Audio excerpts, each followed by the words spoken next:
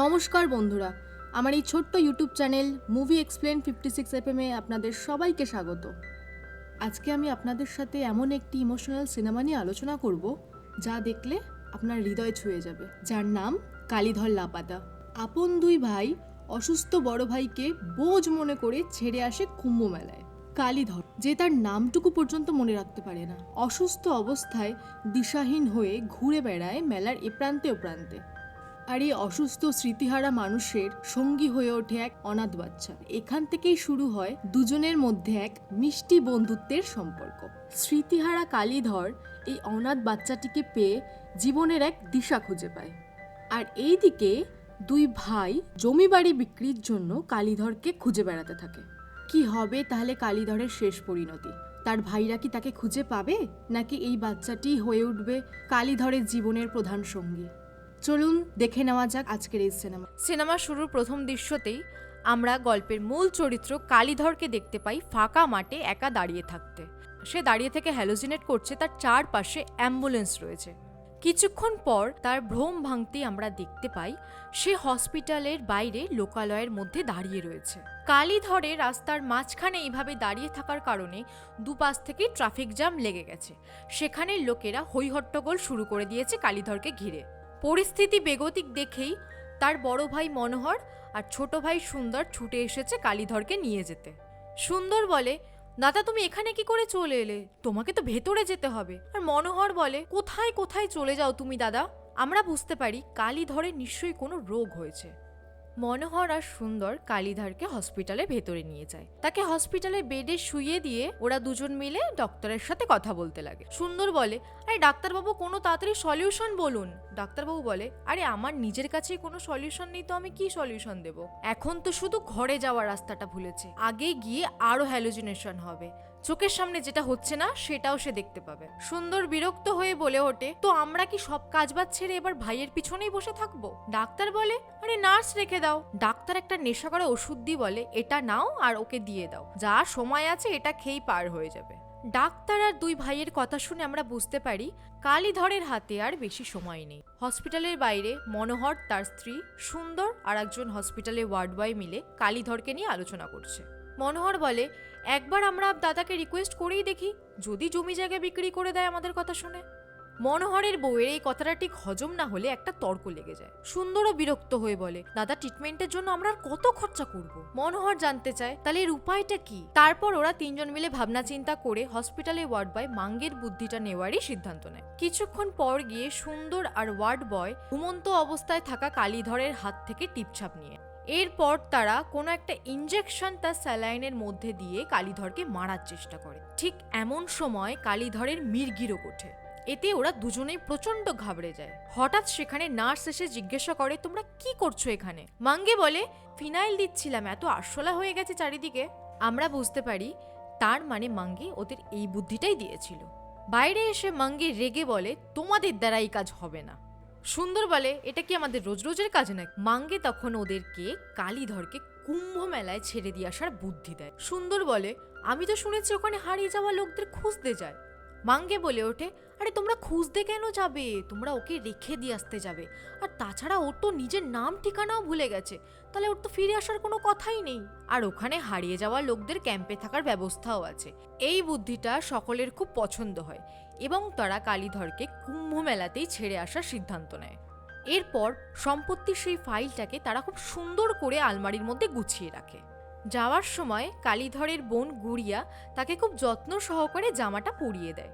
কালীধর জিজ্ঞেস করে, তুমি বারবার বাপের বাড়ি আসো, তোমার শ্বশুরবাড়ি কেউ কিছু বলে না? গুড়িয়া বলে, না। তারপর গুড়িয়া কিছু টাকা কালীধরের জামার পকেটে দিয়ে দেয়। এরপর ওরা সবাই কুম্ভমেলার উদ্দেশ্যে বেরিয়ে যায়। দৃশ্য চেঞ্জ হলেই আমরা দেখতে পাই মনোহর আর সুন্দর মিলে কালীধরকে নিয়ে কুম্ভমেলায় প্রবেশ করছে। তারা যখন স্নানের জন্য গঙ্গার ঘাটে নামছিল তখন কালীধরের অতীতের কিছু দৃশ্য তার চোখের সামনে ভেসে ওঠে। ভয়ে কালীধর জলে আর নামতে চায় না। সুন্দর বলে, থাক, আমরা গিয়ে স্নান করে আসি, ভাই এখানে বসে থাকুক। এরপর কালীধরকে তারা ছেড়ে গঙ্গা স্নানের উদ্দেশ্যে এগিয়ে যায়। সুন্দর তাড়াতাড়ি যাওয়ার কথা বললে মনোহর বলে, আরে এত তাড়াতাড়ি কি, এত দূর যখন এসছি মহাকুম্ভে স্নান করে যাই। এইদিকে কালীধরের পাশে এক সাধু বাবা এসে বলে, তোমার নাম? কালীধর তার নাম ভাবতে থাকে, বলে আমি আমার নামটাই তো ভুলে গেছি। সাধু বাবা বলে, তোমার শনি কিন্তু খুব ভারী, তোমার কাছে কি 100 টাকা আছে?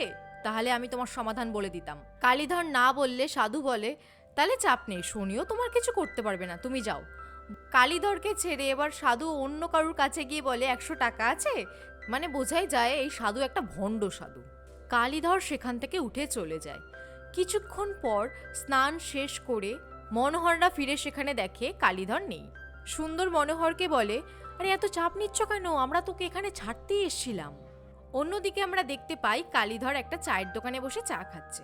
দোকানদার তার কাছ থেকে টাকা চাইলে কালীধর বলে, আমার ভাই মনোহর এসে আপনাকে টাকাটা দিয়ে দেবে। এদিকে দৃশ্য টেন্টে এলে মনোহর সুন্দরকে বলে, তাদের কাছে কোনো আই কার্ড নেই তো?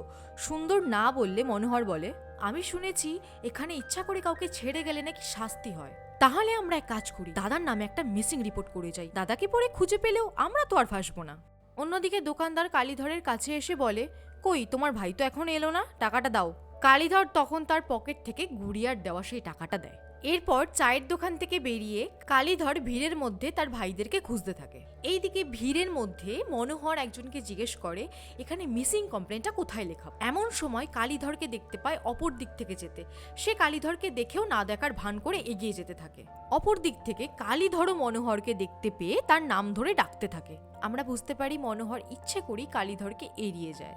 মনোহরের এইভাবে যাওয়া দেখে কালীধর অসহায়ের মতো তার দিকে তাকিয়ে থাকে। সুন্দর ছুটে এসে মনোহরকে বলে, তাড়াতাড়ি চলো, আমি কমপ্লেন লেখানোর জায়গা খুঁজে পেয়ে গেছি। মনোহর কিছু বলতে গেলেই সুন্দর আটকে তাকে নিয়ে চলে যায়। এইদিকে কালীধর তার অসুখের জন্য সবার মুখটা অদ্ভুতভাবে দেখতে থাকে। মনোহর সুন্দরকে বোঝানোর চেষ্টা করছে যে সে তাকে দেখতে পেয়েছে, কিন্তু কালীধর তাকে দেখতে পেয়েছে কিনা সে জানে না। সুন্দর বলে, ঠিক আছে এইসব ছাড়ো, আগে আমরা কমপ্লেনটা লিখিয়ে তাড়াতাড়ি বাস ধরি। এরপর মনোহর আর সুন্দর কমপ্লেন অফিসে এসে উপস্থিত হয়। অফিসার জানতে চায় কালীধরের কোনো ছবি আছে কিনা। মনোহররা না বলে। অফিসার আবার বলে, ফোনেও কোনো ছবি নেই? সুন্দর বলে, না, নতুন ফোন তো, তাই ছবি নেই।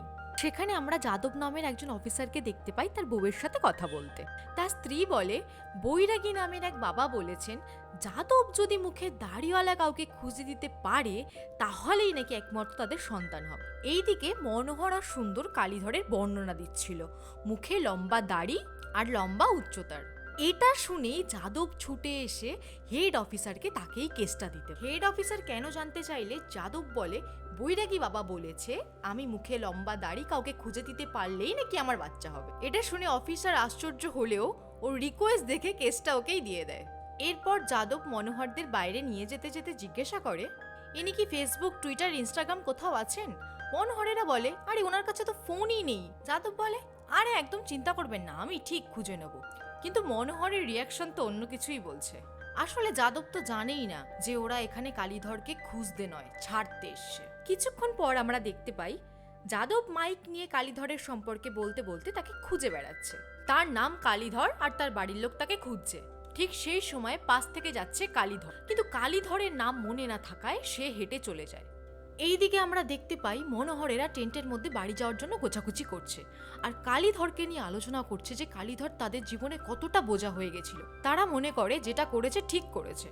আর ঠিক সেই সময় বাইরে দাঁড়িয়ে কালীধর তাদের কথাগুলো শুনতে পায়। এতে কালীধর মানসিকভাবে খুব ভেঙে যায়। দুঃখ কষ্ট বুকে চেপে কালীধর দু চোখ যেদিকে যায় সেদিকেই এগোতে থাকে। কালীধর একটা বাসের সামনে এসে সেই বাসের মধ্যেই উঠে পড়ে। আর এইদিকে যাদব তখনও কালীধরের নাম নিয়ে মাইকে বলে যাচ্ছে।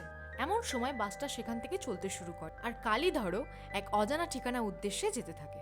অন্যদিকে মনোহরদের বাসটাও যাত্রা শুরু করে। কিছুক্ষণ পর সুন্দরের ফোনে গুড়িয়ার ফোন।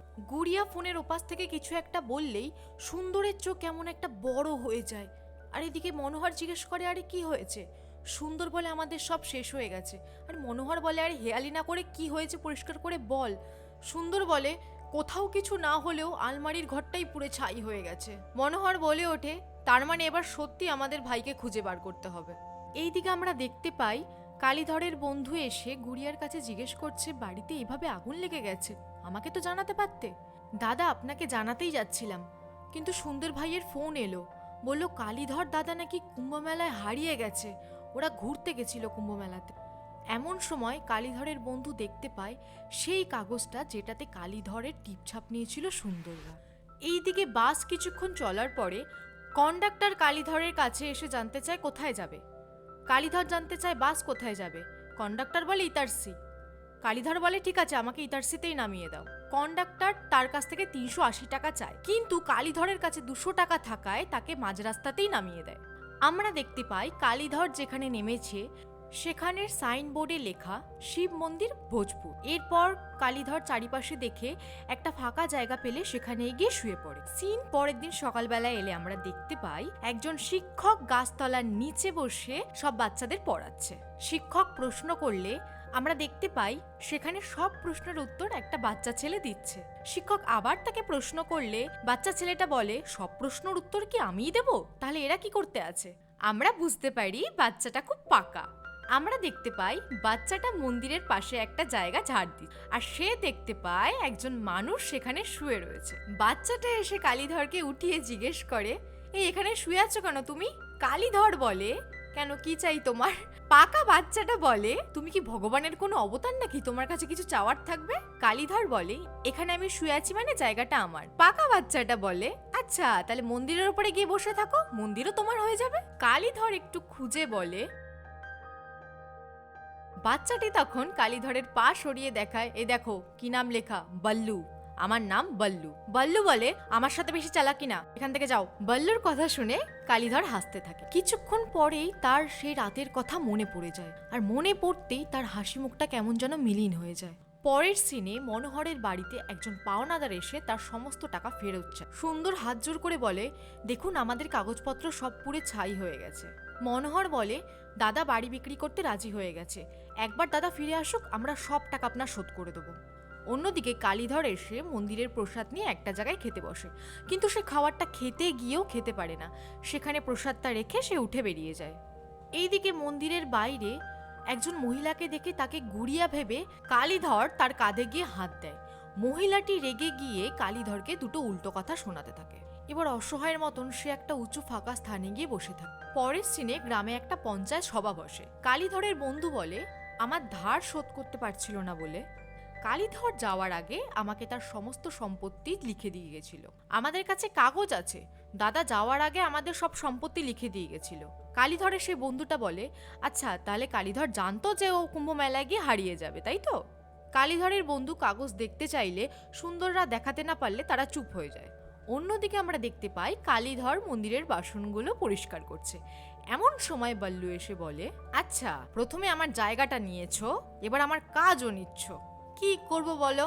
কাজ না করলে তো ঠিকভাবে খিদেও পায় না। বল্লু বলে, দেখো আমি তোমার মতন বেকার নই, আমার অনেক কাজ আছে, বলে চলে যায়। তারপর সেখান থেকে কালীধর একটা হোটেলে গিয়ে খেতে যায়।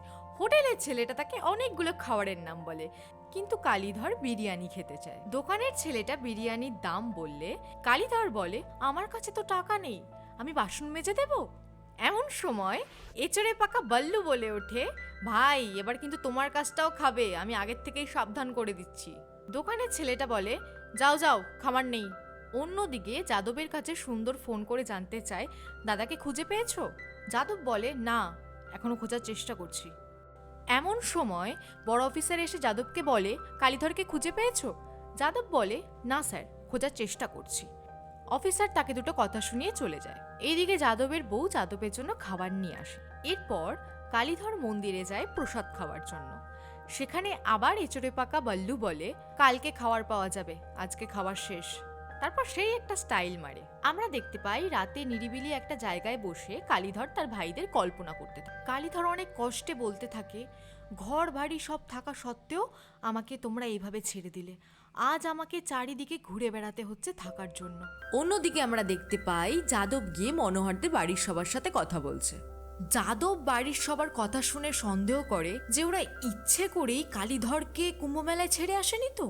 এখন মনে হয় জমি জায়গা বিক্রির জন্য ওরা কালীধরকে ফেরত আনতে চায়। পরিস্থিতি বুঝতে পেরে মনোহর যাদবকে কিছু টাকা দেয় কালীধরকে তাড়াতাড়ি খোঁজার জন্য, সাথে সুন্দরও একটা ছবি দেয় কালীধরের। এইদিকে রাত্রেবেলা বল্লু এসে কালীধরের পাশে খাবার রেখে যায়। পরের দিন সকালে কালীধর গাছের চারিপাশে ঝাড় দিতে থাকে। এমন সময় পাজি বাল্লু এসে গাছের উপর চেপে গাছটাকে নাড়াতে থাকে। কালীধর তাকে দেখতে পেলে পাজি বাল্লু বলে, আরে ভালো করে ঝাড় দাও, এখনো ময়লা রয়ে গেছে। বাল্লুর এই বদমাইশিগুলো কালীধরের বেশ ভালোই লাগে। এর পরের সিনে আমরা দেখতে পাই কালীধর একটি বয়স্ক মহিলাকে মন্দিরে উঠতে সাহায্য করছে। মহিলাটি খুশি হয়ে তাকে কিছু টাকা দেয়। সেই টাকাটা দিয়েই কালীধর ওই হোটেলেই আবার বিরিয়ানি খেতে যায়। এমন সময় পাজি বাল্লু আবার এসে বলে, এই দেখো 100 টাকার নোটটা ছেঁড়া, একে আর বিরিয়ানি দেবে? দোকানের ছেলেটা বিরিয়ানির প্লেটটা আবার কেড়ে নেয়। বেচারা কালীধরের আবারও বিরিয়ানি খাওয়া হলো না। এই পাজি বাল্লু এমন একটা হাবভাব নেয় যেন কি বড় কাজ করে ফেলেছে। অন্যদিকে আমরা দেখতে পাই মন্দিরে বাল্লু সবাইকে খেতে দিচ্ছে। খেতে থাকা লোকের মধ্যে হঠাৎ একজন বলে ওঠে, পণ্ডিতজি খাবারটা ঠিক ভালো লাগছে না। পণ্ডিতজি বলে, আরে খাবারটা ভালো লাগার জন্য না, এটা প্রসাদ, ঈশ্বরের আশীর্বাদ। লোকটি উঠে এসে বলে, তাহলে তো আশীর্বাদ একবার চেক করতে হচ্ছে। আমরা বুঝতে পারি লোকটি হলো একজন ফুড ইন্সপেক্টর। পণ্ডিতজি অফিসারটাকে কিছু বোঝাতে গেলে অফিসারটা বলে ওঠে, ঠিক আছে, আমি এখানেই কারোর কাছ থেকে জেনে নিচ্ছি। পাশ থেকে বাল্লু বলে ওঠে, অন্য কেউ কেন, আমি বলছি। পণ্ডিতজি সবটা বলবো? পণ্ডিতজি বলে, হ্যাঁ বলো স্যার, আমি বাল্লু, আমি এখানের খাবার খেয়ে বড় হয়েছি। 30 কেজি রেশন আসলে 12 কেজি এখানে এসে পৌঁছায়, বাকিটা পণ্ডিতজির বাড়িতেই। অফিসার বাল্লুকে বলে, তুমি কোন ক্লাসে পড়ো? বাল্লু বলে ওঠে, আমাকে আবার কে পড়াবে স্যার, আমি নিজেই তো ইংলিশ মিডিয়ামের বাচ্চাদের পড়াই। ঠিক সেই সময় পণ্ডিতজির ইশারাতে টিচার বাল্লুর মাথায় মারে। অফিসারটা পণ্ডিতজিকে বলে, আপনাকে মন্দির কমিটির মিটিংয়ে একবার যেতে হবে। অন্যদিকে আমরা দেখতে পাই কালীধর বেচারা বিরিয়ানি খেতে না পেরে একটা সিঙ্গারার দোকানে গিয়ে সিঙ্গারা নেয়। অন্যদিকে আমরা দেখতে পাই বাল্লু মন্দিরের ফুল পরিষ্কার করছিল। ঠিক সেই সময় পণ্ডিতজি এসে তাকে মারতে থাকে ইন্সপেক্টরকে সব কথা বলার জন্য।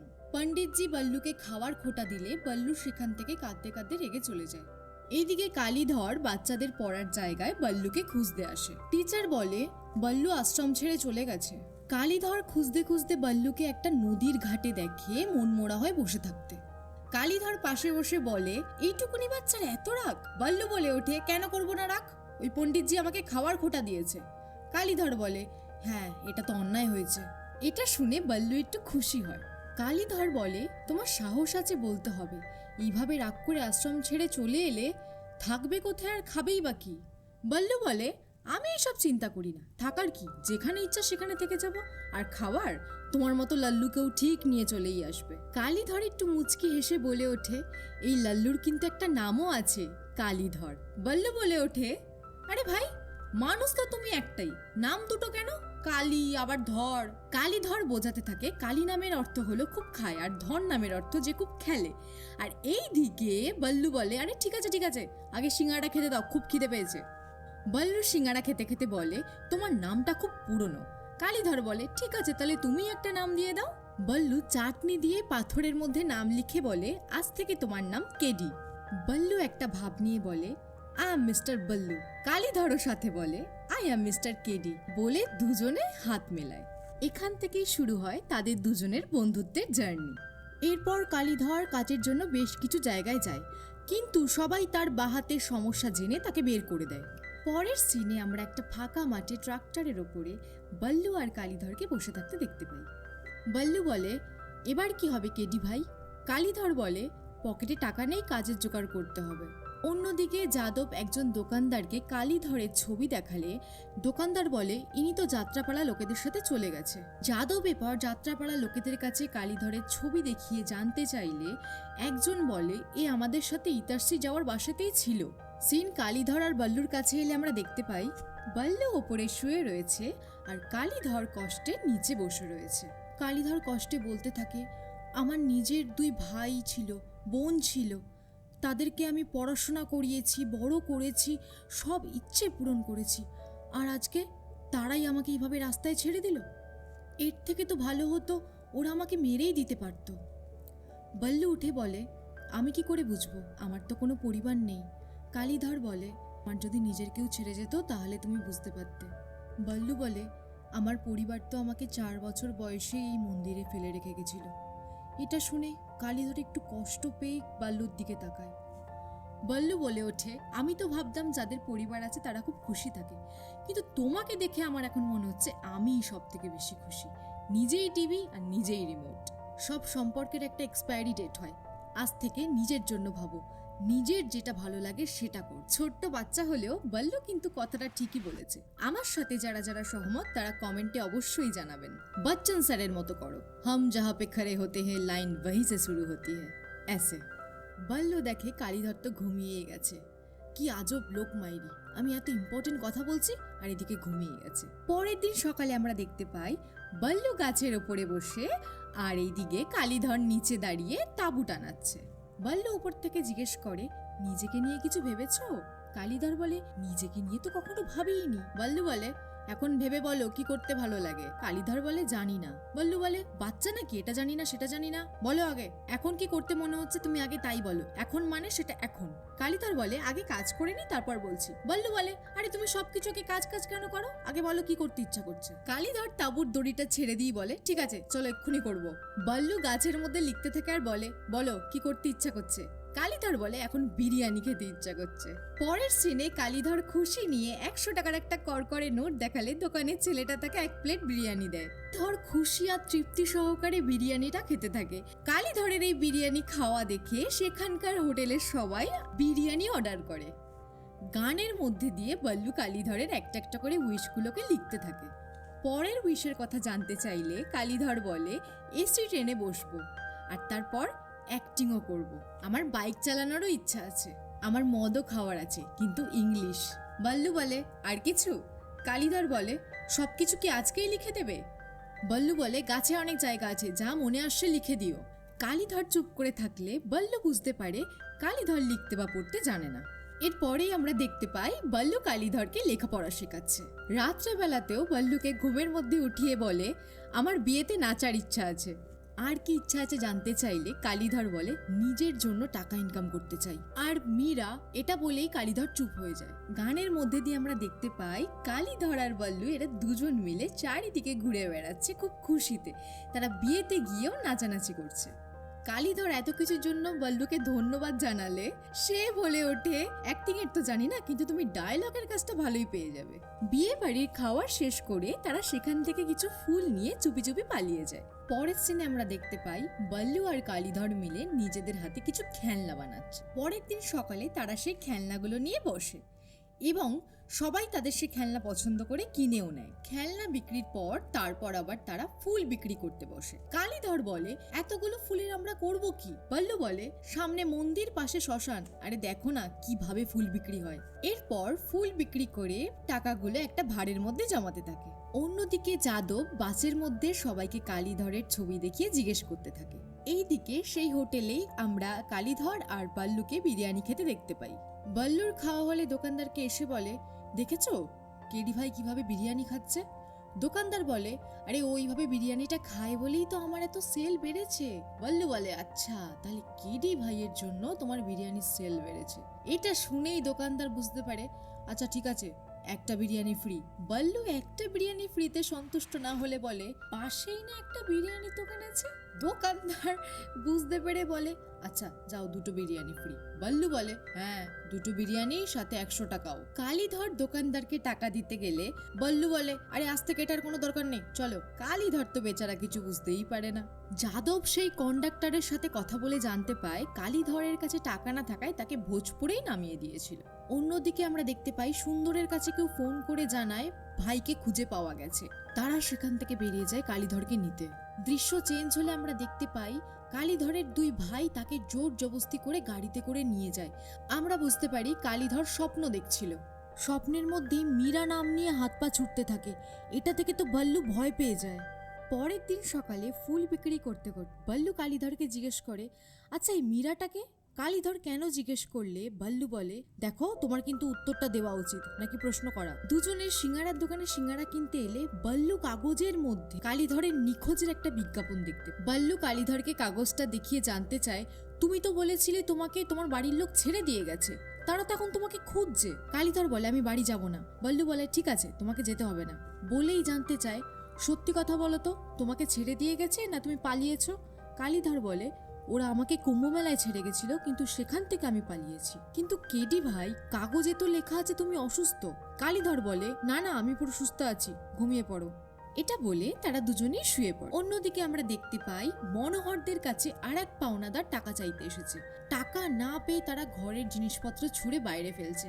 মনোহর হাত জোর করে বলে, দেখো, আমরা ভাইকে খোঁজার চেষ্টা শুরু করেছি, কাগজে ছাপিয়েছি, ঠিক খুঁজে পেয়ে যাব। বিষয়টা সামলানোর জন্য গুড়িয়া এসে তার গয়নাগুলো খুলে দেয়। পাওনাদার তাদের 1 সপ্তাহ টাইম দিয়ে চলে যায়। এইদিকে ফুলের দোকানে বসেই বাল্লু কালীধরকে পড়াতে থাকে। কালীধর বলে, আরে ভাই, এক জিনিস বারবার কেন লেখাচ্ছ? বাল্লু বলে, আরে বারবার লিখলে ব্রেন শার্প হয়। একজন ফুল নিয়ে টাকা দিলে কালীধর সেই টাকাটা নিয়ে পকেটে ঢোকাতে গেলে বাল্লু সেই টাকাটা নিয়ে নিজের পকেটে ঢুকিয়ে নেয়। বলে, টাকার দিকে না, পড়াশোনার দিকে মন দাও। বাল্লু বলে, আচ্ছা, তোমার টাকার কিসের দরকার? বিরিয়ানির জোগাড় তো হয়ে যাচ্ছে, তো কি বিদেশি মদ খাওয়ার জন্য? কালীধর বলে, না, আমি আমার নিজের জন্য কামাতে চাই, কারণ যদি টাকা না থাকে তাহলে নিজের আপনও পর করে দেয়। মাস্টার এসে বাল্লুকে আবার পড়তে যেতে বলে। বাল্লু বলে, কেডি ভাই, বলে দাও, আমি যেই জায়গা ছেড়ে দিয়েছি সেই জায়গায় আর যাই না। মাস্টার বলে, ঠিক আছে, এইবারে মেলায় খুব বড় যাত্রাপালা হবে, তোমরা দুজনেই চলে এসো। বাল্লু সবকিছু গোছাতে গোছাতে কালীধরকে বলে, আরে কেডি ভাই, অ্যাক্টিং করতে হবে না, তাড়াতাড়ি চলো। পরের সিনে যাদব এসে একজনের কাছে খোঁজ করলে জানতে পারে কালীধর আর বাল্লু একটা পাশের দোকানে এসে ডেলি দুবেলা করে বিরিয়ানি খায়। তাই সে দোকানে গিয়ে বসে বিরিয়ানি খেতে খেতে কালীধরের জন্য অপেক্ষা করতে থাকে। হোটেলের ছেলেটার সাথে যাদব কথা বলে জানতে পারে কালীধর এখন মেলার মধ্যে থাকতে পারে। অন্যদিকে আমরা মেলার মধ্যে কালীধর আর বাল্লুকে বেশ সুন্দর করে সেজে স্টেজে উঠতে দেখতে পাই। তাদের দুজনের নাটকের অভিনয় দেখে সবাই সেখানে হাসতে থাকে। মাস্টার এসে বলে, খুব সুন্দর করেছো তোমরা, পরের নাটক আবার রাজগড়ে হবে, তুমি এই কুম্ভকর্ণের রোলটাই করো। নাটকের পোশাক পরি কালীধর আর বাল্লু তাদের বাড়িতে ফিরছিল। ঠিক সেই সময় রাস্তায় দেখা হয়ে যায় যাদবের সাথে। মুখে রং মেখে থাকার কারণে চিনতে না পারলে যাদব তাদেরকেই কালীধরের ছবি দেখিয়ে খোঁজ করে। বাল্লু তখন বুদ্ধি করে বলে, আরে এ তো মেলাতেই ছিল, কিছুক্ষণ আগে উজ্জ্বল বেরিয়ে গেল। যাদব সেখান থেকে চলে গেলে তারা দুজনেও সামনের দিকে হাঁটতে থাকে। তাঁবুতে এসে কালীধর বলে, ওরা আমাকে খুঁজছে, আমাকে উঠিয়ে নিয়ে গেলে আমার সব ইচ্ছে অসম্পূর্ণই থেকে যাবে। বাল্লু বলে, তোমার যাওয়ার ইচ্ছা না থাকলে তুমি যাবে না। কালীধর বলে, না, আমার যাওয়ার ইচ্ছা নেই, আর আমার শুধু অভিনয় করার ইচ্ছা আছে। বাল্লু বলে, ঠিক আছে, তাহলে আমরা যাবো আবার রাজগড়ে। পরের দিন সকালে রাস্তায় যেতে যেতে যাদবের কাছে ফোন আসে তার অফিসার তাকে ফোনের ওপাশ থেকে বকাবকি করতে থাকে। এইদিকে আবার অন্য ফোনে ফোন আসে তার বউয়ের। তার বউ ফোন করে কান্নাকাটি করতে থাকে। যাদব পুরো বিরক্ত হয়ে গিয়ে বলে, ঠিক আছে, আমি আসছি। এদিকে অফিসারকেও বলে, ঠিক আছে স্যার, আমি আপনাকে কল করছি। যাদব বাড়িতে এসে তার বউকে বিরক্ত হয়ে বলে, আমি আর পারছি না নিতে। এইদিকে চাকরি বাঁচানোর চেষ্টা, ওইদিকে বাচ্চা নেওয়ার চেষ্টা। তার বউ তাকে সান্ত্বনা দিয়ে বলে, ঠিক আছে, তুমি সব ছেড়ে দাও, এগুলো তোমার যা মন চায় তুমি তাই করো। যাদব বলে, আমার তো শুধু মন চাইছে আমি যেভাবেই হোক কালীধরকে খুঁজে বের করব একবার। এইদিকে কালীধর আর বাল্লু বাসে করে পৌঁছায় রাজগড়ে। এইদিকে সেই নাটকের জায়গাতে এসেও কালীধর কাগজটাকে নিয়েই চিন্তায় পড়ে থাকে। বাল্লু বলে, আরে ছাড়ো তো এইসব, চলো আমরা একটা খেলা খেলি। শোনো, আগে আমরা জানলা খুলে দেখবো, তারপর জানলা বন্ধ করে ভাবার চেষ্টা করব ওখানে কি কি ছিল। প্রথমে বাল্লু বলে ওঠে, সাইকেল। কালীধর বলে, সাইকেলের চাকা। বাল্লু বলে, সিঁড়ি। কালীধর বলে, নিমের গাছ, মুরগি, গরু, বেলুন, মেলা, ঝড়, বৃষ্টি, তুফান, গুড়িয়া আর বিরিয়ানি। বাল্লু জানলাটা খুলে আরেকবার দেখে, ভাবে এখানে তো কিছুই নেই। ও কিছু বুঝতে পারে না। কালীধরকে বলে, ঠিক আছে, তুমি জিতে গেছো, এবার ঘুমিয়ে পড়ো, কালকে নাটক আছে। অন্যদিকে যাদব কালীধরদের তাঁবুতে এসে ভালো করে খুঁজতে থাকে। সেই নাটকের পোশাকের কালীধর আর বাল্লুর ছবি পায়। যাদব রাতে বইয়ের পাশে শুয়ে বলে, আমার মনে হয় কালীধরের বাড়ির লোকজন ভালো না, কালীধর নিজেই তার বাড়ি ফেরত যেতে চায় না। পরের দিন সকালে বাল্লু নদীতে স্নান করছে আর পাশে কালীধর বসে রয়েছে। বাল্লু বারবার করে তাকে জলে নামতে বলে। কালীধর জলে নামতে না চাইলে বাল্লু জোর করে জলে তাকে নামাতে চায়। ঠিক সেই সময় কালীধরের চোখে আবারও ভেসে ওঠে পুরনো স্মৃতিগুলো। আমরা দেখতে পাই কালীধরের মায়ের অস্থি বিসর্জন দিতে গিয়ে তার বাবাও জলে ডুবে মারা যায়। আর সেই আতঙ্কই কালীধর আজও তার মনে বয়ে নিয়ে চলছে। ঠিক সেই জন্যই কালীধর জলে নামতে চায় না। এইদিকে বাল্লু আবারও জোর করলে কালীধর চিৎকার করে বলে ওঠে, না বললাম তো, আমার পরিবার আছে, আমার পরিবারকে তো আমাকেই দেখতে হবে, আমি তোমার মতন অনাথ না। এটা শুনে বল্লু খুব কষ্ট পেয়ে সেখান থেকে চলে যায়। কালীধর তাকে থাকার জায়গায় খুঁজে না পেলে মেলায় খুঁজতে যায়। মেলায় গিয়ে দেখে বল্লু একটা উঁচু জায়গার মধ্যে বসে রয়েছে। কালীধর সেখানে তার পাশে গিয়ে বসে। কালীধর বারবার ক্ষমা চাইলেও বল্লু কোনো কথার উত্তর দেয় না। এবার কালীধর বলে, এতবার ক্ষমা চাইলাম, এবার কি তোমার পা ধরবো? বদমাইশ ছেলে তার পাটা এগিয়ে দেয়। বল্লুর অভিমান ভেঙে গেলে তারা দুজনে মেলায় ঘুরতে থাকে। আইসক্রিম খেতে খেতে বল্লু বলে, দেখো কিডি ভাই, আইসক্রিমেও মীরার নাম লেখা, এবার তাড়াতাড়ি করে লিখে দাও, মীরার সাথেও দেখা করতে হবে। স্টেজের সামনে এলে মাস্টার বল্লুকে নাটক দেখাতে বসিয়ে কালীধরকে আলাদা করে কথা বলতে নিয়ে যায়। আশ্রমের সেই ফুড অফিসারটা সব বাচ্চার সাথে বল্লুরও ইনডোরে ভালো একটা স্কুলে পড়াশোনার ব্যবস্থা করেছে। মাস্টার একটা নাম্বার দিয়ে সামলে রাখতে বলে। কালীধর বলে, কিন্তু বল্লু তো আমাকে ছাড়া যেতে চাইবেই না।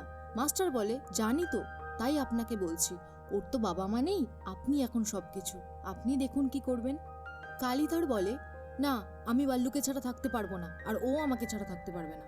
নাটকের কালীধরের চরিত্রটা অন্য কাউকে দিয়ে দেওয়াতে বল্লুর সাথে নাটকের লোকের ঝগড়া হয়। সেই সময় কালীধর এসে তাকে নিয়ে যায়।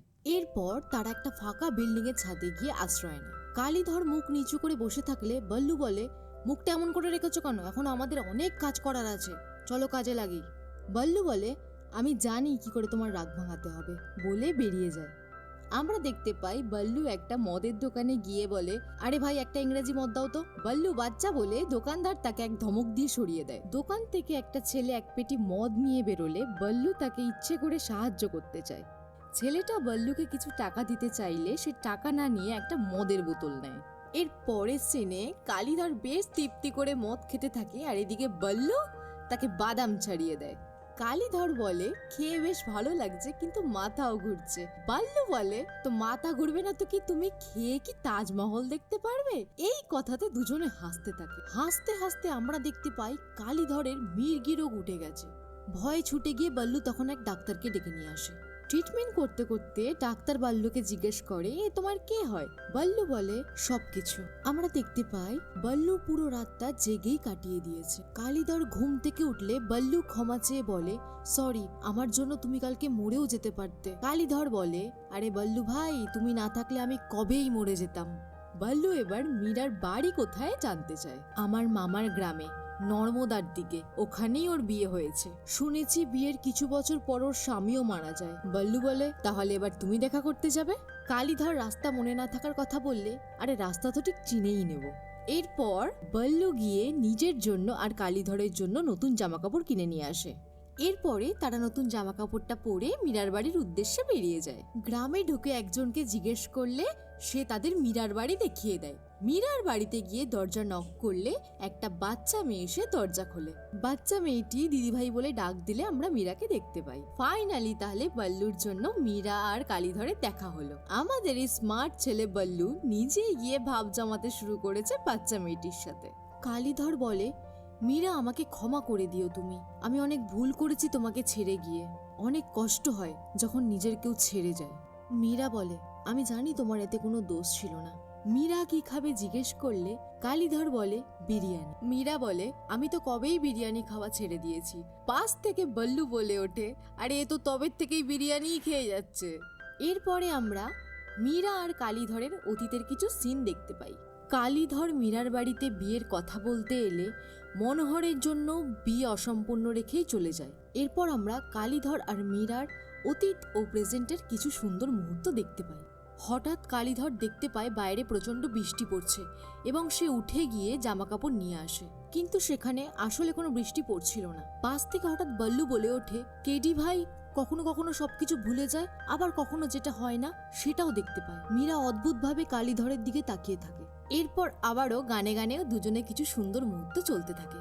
কিছুক্ষণ পর মীরা বলে ওঠে, আর কতদিন এভাবে নিজেকে আর সাথে বল্লুকে নিয়ে পালিয়ে বেড়াবে? কালীধর বলে, পালাচ্ছি কোথায়, আমরা দুজনেই একসাথে খুশি আছি। মীরা বলে, তোমার পর কি হবে ওর ভবিষ্যতের কথা তুমি চিন্তা করেছো? কালীধর ওকে ছাড়া থাকতে পারবে না বললে মীরা বোঝায়, কিন্তু তোমাকে তোর ভালোর জন্য ওকে ছাড়তেই হবে। সারাদিন কাটিয়ে বল্লু আর কালীধর সেখান থেকে বেরিয়ে যায়। ওদের এই যাওয়াতে মীরারও কিছুটা মন খারাপ হয়ে যায়। হাঁটতে হাঁটতে বল্লু বলে, মুখটা দেবদাসের মতো করে রেখেছো কেন? এখন তো মিরাজির খবর পাওয়া গেল, যখন ইচ্ছা হবে চলে আসবে। বন্ধুরা, শারীরিক অসুস্থতার কারণে এখন থেকে এই মুভিটি আমি এক্সপ্লেন করছি। এরপরে কালীধর আর বল্লু একটা বাস স্টপে গিয়ে বসে। কালীধর সেখানে বল্লুকে বলে, সেদিন মন্দিরে যে পুরোহিত এসেছিল না, সে তোমার দেখাশোনা করতে চায়। বল্লু বলে, আমার আবার কি দেখাশোনা করবে? কালীধর জানায়, ওই ফুড ইন্সপেক্টর তোমাকে পড়াতে চায়। বল্লু বলে, আমার সব পড়ে লাভ নেই, বেশি পড়াশোনা করলে তোমার ভাইদের মতন অবস্থা হবে। এতে কালীধর একটু রেগে যায়, বলে, আমার পরিবার নিয়ে খারাপ কথা বলো না। বল্লু বলে, আমি তোমাকে ছেড়ে যাব না। কালীধর বলে, সেদিন যদি আমি মরে যেতাম তাহলে কি করতে? বল্লু বলে, মরে তো আমিও যেতে পারতাম। আর এটা শুনেই কালীধর যায় প্রচন্ড রেগে এবং সে বল্লুকে ঠাস করে এক চড় মারে। এরপরে কালীধর বল্লুকে আদর করে বোঝাতে থাকে জীবনে পড়াশোনা ঠিক কতটা ইম্পর্টেন্ট। বল্লু কষ্টে বলে ওঠে, শেষে তুমি আমাকে ছেড়ে দিলে। কালীধর বলে, তুমি তো বলেছিলে সব সম্পর্কের একটা এক্সপায়ারি ডেট হয়। এরপর একটি বাস এলে তারা দুজন মিলে বাসে উঠে সেখান থেকে চলে যায়। বাসে যেতে যেতে বল্লু আর কালীধরের পুরনো সকল কথাগুলো মনে পড়তে থাকে। তাদের কাটানোর সময়, একসঙ্গে থাকা, চলা, ঘোরা ফেরা, শোয়া, সমস্ত কিছু। কিছুক্ষণ পর আমরা দেখতে পাই বল্লু আর কালীধর একটা রেল স্টেশনে এসেছে। মাস্টার সেখানে এসে কালীধরকে ডাকলে কালীধর পকেট থেকে কিছু টাকা বার করে বলে, ওকে এসি ট্রেনের টিকিট কেটে দিও। এদিকে বাল্লু তখনও মন মরা হয়ে বসে আছে। মাস্টার টিকিট কেটে নিয়ে আসলে কালীধর বাল্লুকে পাঠিয়ে দেয়। বাল্লু কালীধরকে টাটা করতে করতে ট্রেনে করে চলে যায় আর বুক চাপা কষ্ট নিয়ে হাঁ করে তাকিয়ে থাকে কালীধর। ট্রেনটি চলে গেলে কালীধর সেখান থেকে চলে আসে নিজেদের তাঁবুতে, যেখানে সে আর বাল্লু এতগুলো দিন কাটিয়েছে। বাল্লুর লেখা কালীধরের সেই উইশগুলো কালীধর দেখতে থাকে। ঠিক এমন সময় সেখানে যাদব এসে উপস্থিত হয়। কালীধরকে যাদব বলে, নমস্কার, আমার নাম যাদব। আপনার বাড়ির লোক আপনাকে খোঁজার দায়িত্ব আমাকে দিয়েছিল, কিন্তু আপনার যদি যেতে ইচ্ছে না করে তাহলে যেতে হবে না, আমি বলে দেবো আপনাকে আমি খুঁজে পাইনি। কালীধর বলে, আমার যেটা ইচ্ছা করেছিল আমি সেটা করে দিয়েছি, তুমি আমাকে নিয়ে চলো। এর পরের সিনে আমরা দেখতে পাই কালীধর নিজে থেকেই তার বাড়ি চলে এসেছে। কালীধরকে দেখে গুড়িয়া, মনোহর সবাই ছুটে আসে। এর পরের সিনে আমরা দেখতে পাই মনোহর, কালীধর আর সুন্দর রেজিস্ট্রি অফিসের বাইরে বসে আছে। কালীধর ভেতরে গেলে তার বন্ধু জানায়, তুমি যেভাবে বলেছিলে সেভাবেই কাগজ বানিয়েছি, সই করার আগে একবার ভেবে নিও। অফিসে একজন কালীধরকে টিপ ছাপের বাক্সটা দিলে কালীধর সেখানে সই করে। জমি জমার সমস্ত কাগজে সই করে কালীধর রেজিস্ট্রি অফিস থেকে বেরিয়ে যায়। বাইরে বেরোতেই গুড়িয়া এসে বলে, ভাইয়া। কালীধর গুড়িয়াকে বলতে থাকে নিজের সম্মানের জন্য লড়াটা জীবনে কতটা গুরুত্বপূর্ণ। এমন সময় পেছন থেকে মনোহর কালীধরকে ডাকলে কালীধর ঘুরে বলে, যেদিন আমরা ঘর বানিয়েছিলাম তুমি একজন ফটোগ্রাফারকে ডেকেছিলে, মনে আছে? একটা ফটো তোলার পরে তুমি তোমার বউকে নিয়ে ফটোগ্রাফারকে বলেছিলে যে আমাদের একটা ফটো তুলে দিতে। সেই দিন আমি বুঝতে পেরেছিলাম ঘর তো আমি বানিয়েছি, কিন্তু পরিবার আমি বানাতে পারিনি। মনোহর কিছু বলতে গেলে কালীধর বলে, তোমরা যেটা চেয়েছিলে সেটা আমি করে দিয়েছি, আর তো নিশ্চয়ই আমাকে তোমাদের প্রয়োজন পড়বে না। মনোহর কালীধরকে বলে, দাদা আমরা তোমার সঙ্গে থাকতে চাই। কালীধর বলে, যখন সাথ দেওয়ার দরকার ছিল তখন তো ছেড়ে দিয়েছিলে, এখন আর কোনো ফায়দা নেই। এটা বলে কালীধর সেখান থেকে চলে যায়। অনুশোচনায় গুড়িয়া আর মনোহর কাঁদতে থাকে। হাঁটতে হাঁটতে কালীধর বাইরে বেরিয়ে এসে যাদবের কাছে আসে। যাদবকে বলে, আমার একটা শেষ ইচ্ছা আছে। বলতেই আমরা দেখতে পাই কালীধর নদীর ধারে এসে দাঁড়িয়েছে। কালীধর যাদবকে ধন্যবাদ জানালে উল্টে যাদব ধন্যবাদ জানিয়ে সেখান থেকে চলে যায়। অন্যদিকে বাড়িতে একজন উকিল এসে বলে, জায়গা জমি বিক্রি করে কালীধর 4 ভাগে ভাগ করে দিয়েছে। 1 ভাগ তোমাদের ধার দেনা শোধ করার জন্য, আর 1 ভাগ হলো গুড়িয়ার। কথার মাঝখানে আমরা দেখতে পাই নদীতে কালীধর স্নান করছে আর ডুব দিয়ে সূর্যদেবকে প্রণাম করছে। উকিল বলে, আর 1 ভাগ হলো বল্লুর। এদিকে আমরা দেখতে পাই বল্লু স্কুলের ইউনিফর্ম পরে ইংলিশ মিডিয়াম স্কুলের ক্লাসরুমে ঢুকছে। আর লাস্ট ভাগটা বলতেই আমরা দেখতে পাই কালীধর মীরার বাড়ির দরজায় গিয়ে নক করছে। মীরা দরজা খুলতেই দেখতে পাই কালীধর বেশ সুন্দরভাবে চশমা টশমা পরে সেজে গুজে দাঁড়িয়ে আছে। কালীধর বলে, আমার নাটক দেখতে হবে, এখানে পাশেই হচ্ছে। এরপরে আমরা দেখতে পাই আনন্দের সঙ্গে মীরাকে বাইকে চাপিয়ে কালীধর যাচ্ছে নাটকের উদ্দেশ্যে। আর সিনেমাটি এখানেই শেষ হয়। সত্যি একটা হৃদয় ছুঁয়ে যাওয়ার মতন সিনেমা। ফিরে আসবো আবার কোনো নতুন সিনেমার এক্সপ্লেনেশন ভিডিও নিয়ে আপনাদের সামনে। সবাই ভালো থাকবেন, সুস্থ থাকবেন, আর আমাদের চ্যানেলের দিকে একটু নজর রাখবেন। ভালো লাগলে লাইক, শেয়ার, কমেন্ট ও সাবস্ক্রাইব করবেন, আর পাশে থাকা বেল আইকনটিও বাজিয়ে দেবেন। ধন্যবাদ।